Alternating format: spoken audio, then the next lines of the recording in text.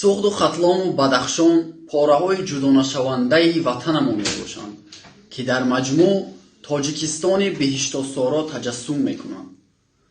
рӯзҳои охир мо шоҳиди воқеаҳои бисёр ҳам нигароникунанда дар вилояти мухтори кӯҳистони Бадахшон гардидем, ки давоми 3-4 рӯз авзои оромии ин минтақаро ноором карда буд. дар воқеъ дар ҷомеа ҳастанд шахсоне, ки аз ҷавонони ноогоҳ бемаърифат истифода намуда авзои сулҳу суботи ҷомеаи дунявию ҳуқуқбунёди моро халалдор мекунанд.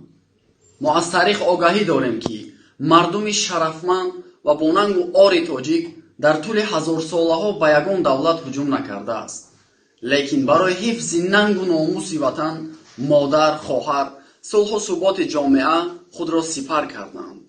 мо ҷавонони давраи истиқлол ифтихор аз он дорем, ки дар зери сиёсати хиратмандона ва сулҳҷӯёнаи асосгузори сулҳу ваҳдати миллӣ, пешвои миллат, президенти ҷумҳурии Тоҷикистон муҳтарам Эмомалӣ Раҳмон ҳама сарҷамъ, орому осуда зиндагӣ дорем.